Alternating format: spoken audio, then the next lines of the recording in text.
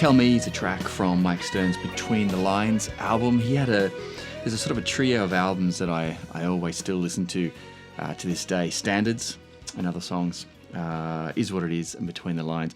I think that's because that's the era I first got into Mike Stern. It's funny how that happens. Anyway, it's a great song, great ballad. He's a really great songwriter. I like his compositions. So not going to do a lesson today. I'm just going to talk about a few things that are interesting, starting with, of course, his tone. That tone that you just can't replicate. Saw an interview recently on Premier Guitar or something where he's talking about the Yamaha SPX 90 that he's got. He's got two of them. He's got a spare, and essentially it's a like a detuned, a micro pitch sort of effect. But he's got it on 0, and that still gives it that chorused sound. So it's not a chorus; it's a chorused type of sound on top of what is usually a crystal clean sound until he kicks on his overdrive. So I'm running the Kemper today. I just used a Fender Profile, and I mean it's close, but it's obviously not that sound.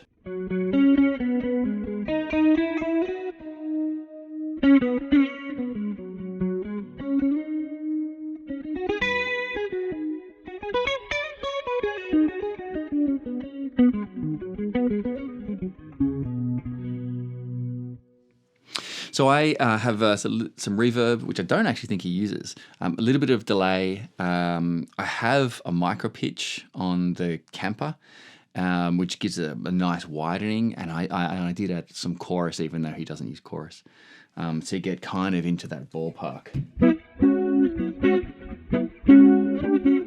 Those sorts of things.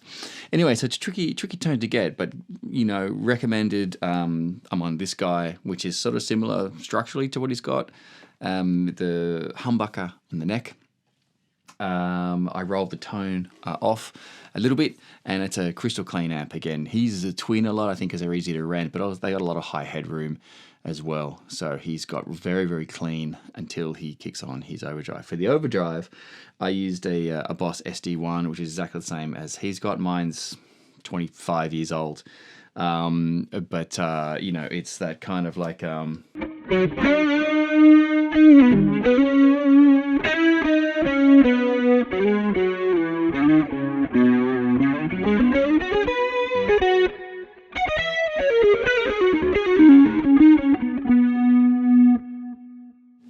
It's a nice sound. That one, it brought the drive up a little bit, probably a little bit more. But anyway, Boss SD1 for drive on top of that sound, and I stayed on the neck pickup. So beyond tone, there's a couple of interesting observations. Sometimes he will use fifths quite a lot in a very clean sound. So the intro there, slightly palm muted.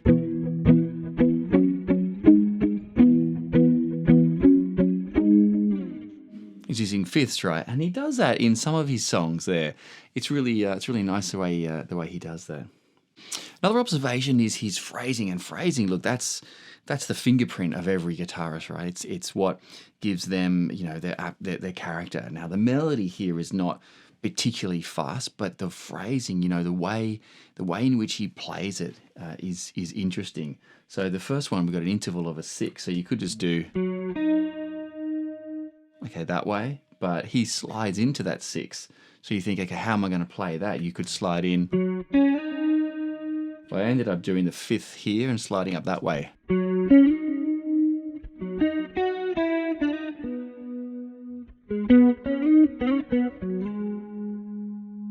And even that part there, watch the slides there. Right? All these slides from two frets below. Do it again. And again, kind of the way John Scofield does, although by no means that extreme, the timing isn't spot on, and that gives it the character. Playing it on the beat is really it's too straight. Not that he's swinging it, but he's just milking the timing a little bit. The way he brings in a lot of the slides, it gives it what's beautiful but a simple melody a lot more character. So that was really interesting as well. Probably the interesting thing for a more of a jazz guy, right? Mike Stern's a jazz guy, but he's really come from the blues rock background, where a lot of his contemporaries, I suppose, have as well. But he uses bends still a lot in his playing, So he's got those sorts of things.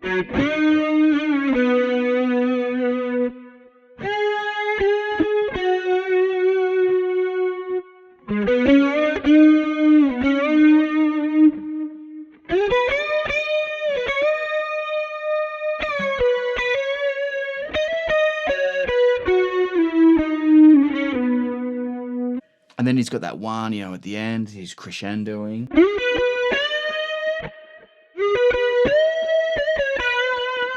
Those kind of things where he's bending from the C sharp up a minor third bend.